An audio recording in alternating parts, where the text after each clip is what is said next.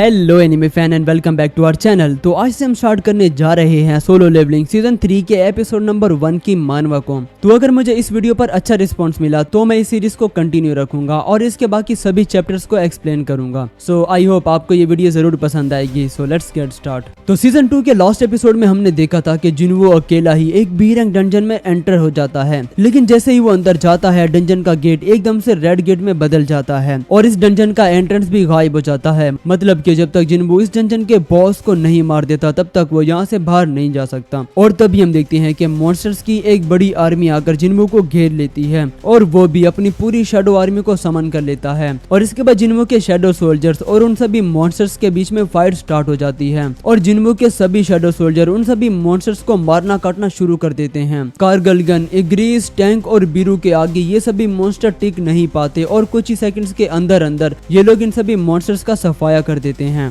तो इसके बाद हमें एक अननोन जगह का सीन दिखाया जाता है जहां पर इस आदमी के सामने ये मॉन्स्टर आ जाता है जो कि हमें सीजन 2 के लास्ट एपिसोड में दिखाया गया था। इसका नाम होता है सिलार्ड और ये यहाँ पर किसी फ्रैगमेंट ऑफ लाइट को ढूंढ रहा होता है। और तभी यहाँ पर एक और मॉन्स्टर भी आ जाता है और इसका नाम होता है योगोमंट। तो सिलार्ड इसे पूछता है कि तुम्हारा यहाँ कैसे आना हुआ, जिस पर योगोमंट कहता है कि वो यहाँ पर उसे लैंड ऑफ ईस्ट के बारे में कुछ बताने के लिए आया है। सिलार्ड कहता है कि ये तो वही जगह है ना जहाँ पर शैडो मोनार्क रहता है। वेल मैं आपको ये बता दूं कि ये लोग जिनवो के बारे में बात कर रहे होते हैं, जिस पर योगोमंट कहता है कि हाँ लेकिन तुम उसकी फिक्र मत करो क्योंकि वो हमारे रास्ते में नहीं आएगा, क्योंकि आर्किटेक्ट ने हमसे ये एग्रीमेंट जो किया था। बल्कि मैं तुम्हें यहाँ ये बताने आया था कि उस एरिया में फ्रैगमेंट ऑफ लाइट सबसे ज्यादा है। और कहता है कि तुमने तो मुझे बहुत अच्छी खबर दी है तो चलो हम सीधा वहीं चलते हैं फिर। लेकिन तभी यहाँ पर एक और बंदा आ जाता है जो कि दिखने में थोड़ा बहुत जिनवो की तरह लग रहा होता है। वेल वो बंदा इनसे कहता है कि रुको, क्या तुम साउथ कोरिया जाने की बात कर रहे हो? जिस पर सिलार्ड कहता है कि हाँ अगर हम वहाँ जा भी रहे हैं तो तुम क्या कर लोगे। जिसके बाद ये दोनों ही यहाँ से जाने लगते हैं, लेकिन ये बंदा बहुत स्पीड से आकर सिलार्ड पर अपने चाकू से अटैक कर देता है। लेकिन वो अपने सामने आइस की एक शील्ड बनाकर इसके अटैक को रोक लेता है, जिस वजह से यहाँ काफी बड़ा धमाका भी होता है और फिर से जिनवो की तरफ शिफ्ट हो जाता है जहाँ अब उसके सामने इस डंजन का बॉस खड़ा होता है और वो जिनवो से कहता है कि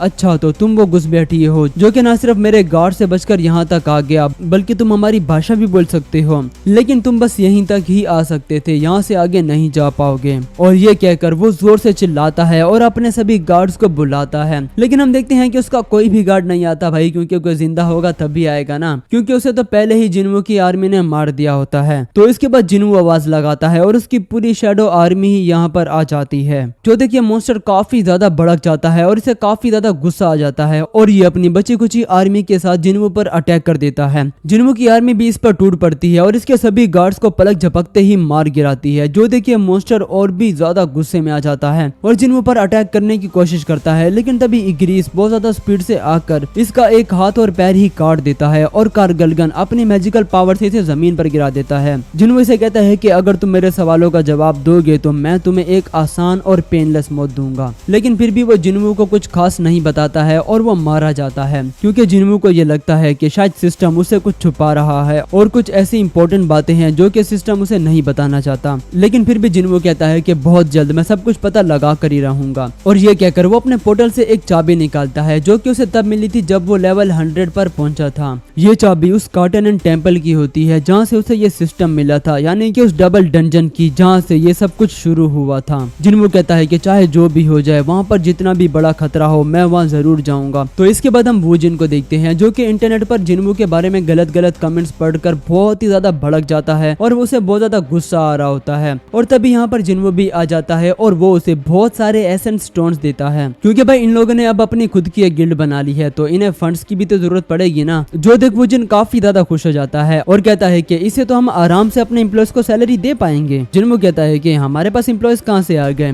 वूजिन कहता है कि मैंने आपको पहले भी ये बताया था ना कि हमें अपनी गिल्ड बनाने के लिए कम से कम 3 लोग चाहिए होंगे। जिनवो प्रेसिडेंट, वूजिन वाइस प्रेसिडेंट और एक एम्प्लॉय चाहिए होगा। जिनवो कहता है कि ओ अच्छा मैं तो भूल ही गया था। लेकिन वूजिन कहता है कि सबसे पहले हमें अपनी गिल्ड का नाम रखना होगा, लेकिन जिन्हों ने अभी तक कोई नाम ही नहीं सोचा होता। तो इस पर वूजिन इसे आइडिया देता है कि कैसा रहेगा अगर हम अपनी गिल्ड का नाम हम दोनों के आखिरी नामों को कंबाइन करके रखें, मतलब कि संगवू या फिर वूसंग। जिन्वो कहता है कि सोलो प्लेयर गिल्ड कैसा रहेगा। ये सुनकर वूजिन बहुत ही ज्यादा शॉक्ड हो जाता है कि भला ये कैसा बकवास नाम है। वूजिन कहता है कि कहीं ये मजाक तो नहीं कर रहे हैं। और तभी हम देखते हैं कि यहाँ पर हंटर चाहे ही ना चाहती है और वो जिन्मू से कहती है कि वो भी इनकी गिल्ड को ज्वाइन करना चाहती है। जो सुन जिन्मू कहता है कि क्या तुम मजाक तो नहीं कर रही हो या फिर तुम्हें चेयरमैन गोगानी ने मेरी गिल्ड को ज्वाइन करने के लिए यहाँ भेजा है। हंटर चा कहती है कि नहीं, वो भला मुझे क्यों भेजेंगे। तो इस पर जिन्मू कहता है कि तो फिर तुम भला मेरे सोलो प्लेयर गिल्ड को क्यों ज्वाइन करना चाहती हो। ये नाम सुनकर हंटर चा भी एकदम से शॉक्ड हो जाती है, भला ये कैसा अजीब नाम है। जिन्मू कहता है कि क्यों, तुम्हें ये नाम पसंद नहीं आया क्या? क्योंकि ये नाम हम दोनों ने बहुत सोच समझ कर रखा है। जोसन वुजिन कहता है कि रुको जरा, मैंने कब कहा कि हम ये नाम रखने वाले हैं। खैर, तो इसके बाद जिन्मू देखता है कि हंटर चा की दिल की धड़कन काफी ज्यादा तेज होती है और उसे लगता है कि हंटर चा उसे कुछ छुपा रही है। तो इसलिए वो उससे पूछता है कि तुम बताओ आखिर तुम मेरी गिल्ड को क्यों ज्वाइन करना चाहती हो, क्योंकि अगर तुम हंटर चोई की गिल्ड को छोड़ोगी तो उसके लिए तुम्हें भारी पेनल्टी देनी पड़ेगी। हंटर चा कहती है कि कोई बात नहीं, मैं भर लूंगी और मुझे तुमसे कोई एडवांस भी नहीं चाहिए। जिस पर जिन्मू पूछता है कि तुम ये क्यों कर रही हो, इसमें तो तुम्हारा कोई फायदा ही नहीं है। हंटर चा यहाँ सोच रही होती है कि आखिर मैं इसे कैसे समझाऊं, क्योंकि अगर मैं इसे बता भी दूं तो इसे लगेगा कि शायद मैं पागल हूँ। मतलब कि हंटर चा जिन्मू से प्यार करती है और वो हमेशा के लिए ही इसके साथ रहना चाहती है। और ये सब तब से शुरू हुआ था जब से उसे जिन्मू की खुशबू अच्छी लगी थी। और इसके बाद जब उसे हंटर गोगानी से ये पता चला था कि जिन्मू ने ही जीजू आइलैंड पर